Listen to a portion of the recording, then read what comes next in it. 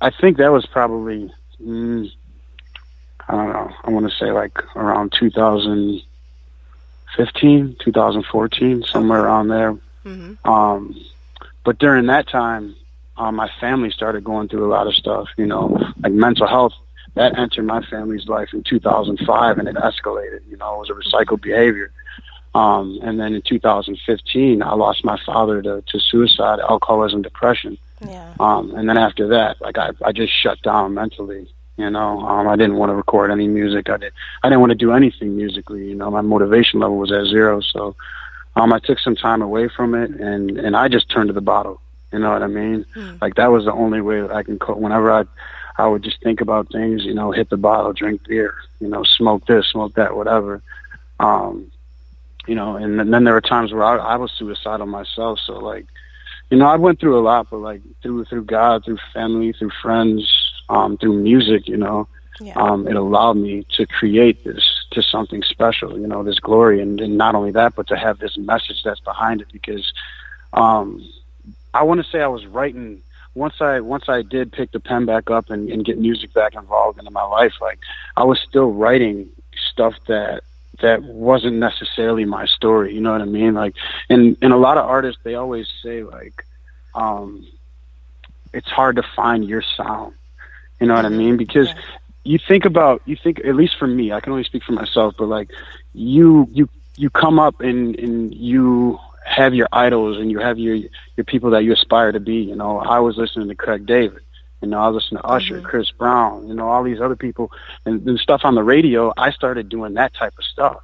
You know what I mean? And that wasn't really me. So once I figured out what I wanted to do, and I have to thank my team that was behind me, because they helped me point me in the right direction towards it. But from there, we started. And I think the first song that I recorded from it was Glory. And that's when we figured out the direction of the EP, and we just took off from there. Nice. So tell me a little bit about what it was like to, well, first tell me like what it felt to get signed so early. I mean, there are so many artists that have been doing what they've been doing for years, and you kind of were fairly new into the music game when you guys got signed to Atlantic Records. What was that like for you? To be honest, I think there were times where we took it for granted, but we kind of believed, and we knew that it would pretty much happen just based off of the strategy. We were very strategic. We were very methodical. We practiced almost every single day. You know what I mean? Like we really put everything into this. So, and then getting the support behind it, once you start playing these venues and your fan base grows from, 50 to 100 to 200, and you're selling these venues out, when you realize that you're doing something special. So, when we signed our deal, it's crazy. We went out to South by Southwest and we met with Atlantic, but before that they came out to shows, so we were in conversation with them. We went out to South by Southwest, and we performed a show, and Macklemore, he played, I think, right after us. And it was him, and it was some dude that was playing trumpet. And I remember going up to him and speaking to him and just being like, yo, man, you're dope, yada, yada. But yeah, I mean, just looking back at it, man, it's just crazy where the road is taking me, you know what I mean? Yeah. What would you say are kind of, if you could compare, being an artist signed to a label and now doing your own thing independently, what are some of the pros and cons you feel, doing the signed, artist as opposed to an independent artist? Well, I mean, I think like now it feels a bit different, at least for me, just because I've already been down that road. The thing is, at least I feel, the thing is, you have your machine that's behind you. You know what I mean? They're the ones that know how to market yourself and help you get to those people that you need to, as far as radio, as far as award shows, as far as Lollapalooza, right? Things like that. So being an independent artist, you got to grind a bit harder. You got to be a little bit more strategic. But um, I don't know. I feel like to each his own. You know, if it makes sense to you, you're at a position in your life where that, hey, listen, this is going to help me out. This is going to put me on that platform to reach the masses. Then, and if you're at that point in your career, then you do so. But there's other people that say, hey, you know, I've gotten this far already by just doing it on my own. I don't need a label. That's going to help me out, you know. And there's also different ways of doing it. You know, you hear of partnerships, you hear 360 deals, you know, you hear a lot of stuff. So, right. I mean, if I would give any advice, it's just do your homework, put yourself in the best situation for yourself and your family. Yeah, that makes a lot of sense. So, Makeshift Prodigy, and correct me if I'm wrong, kind of dismantled because of situations that you guys were having within the band. What kind of things were you guys struggling with? Because I know it's kind of hard, when you put any group of people together because you have difference of opinions, you have a different vision or direction that you guys kind of want to go in. Why do you think that Makeshift Prodigy didn't go the full journey? Well, I mean, I guess I can only speak for myself, Right. me being 1/5 of the group. Mm-hmm. But there's a few different things.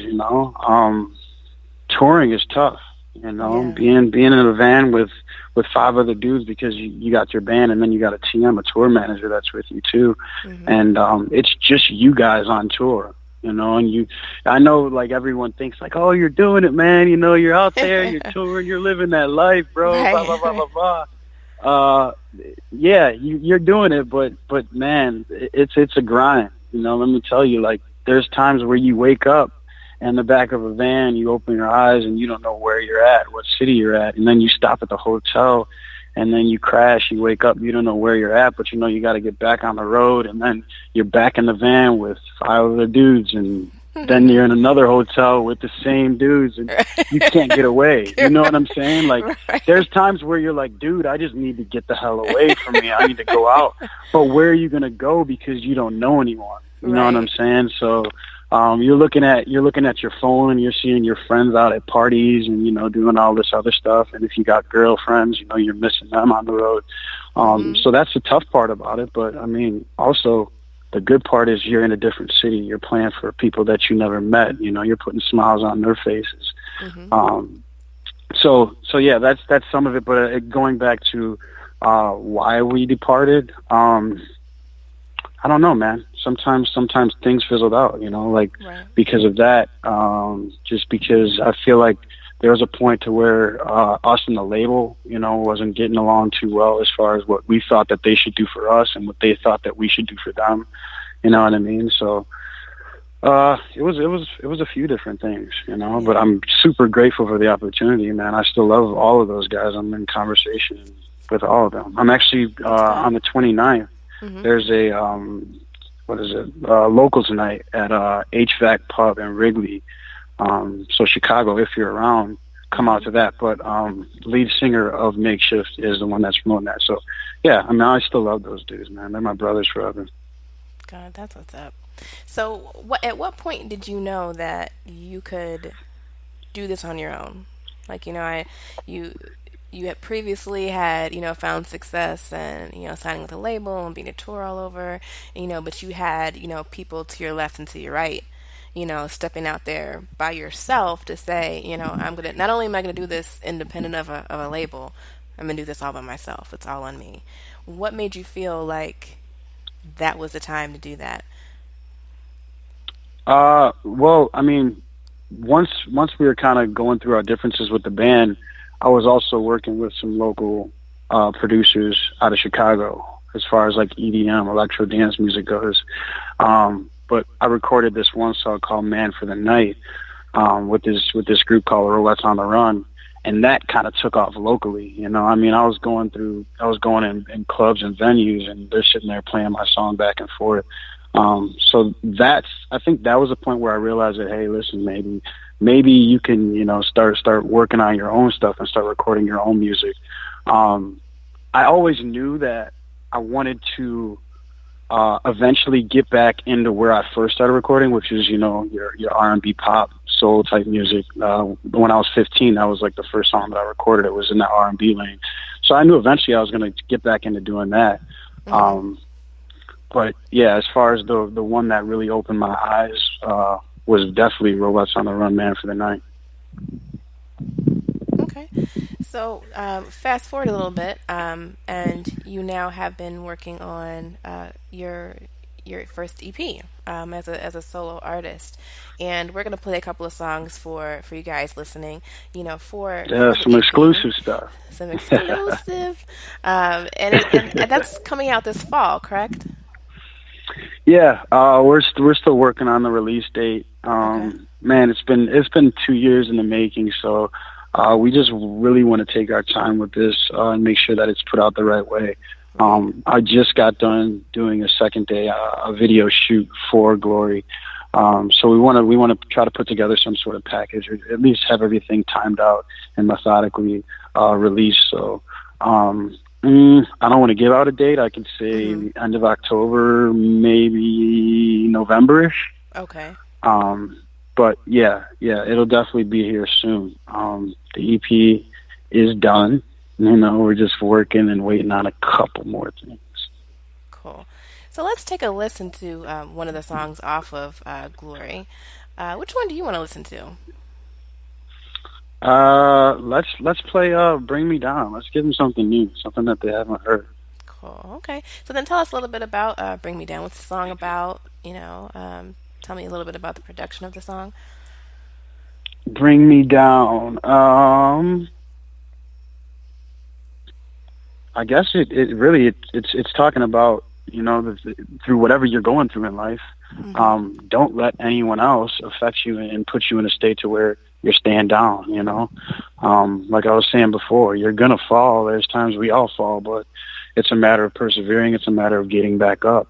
So that was the direction that I took as far as the chorus. But during the verse, you know, I'm talking about a little bit about my family. I'm talking a little bit about, you know, my relationship with my girlfriend. So, yeah, I mean, you can grab bits and pieces out of it to whatever your life's pertaining to. But at the end of the day, man, it's about waking up. It's about, you know, dusting your shoulders off and you know, prevailing and winning.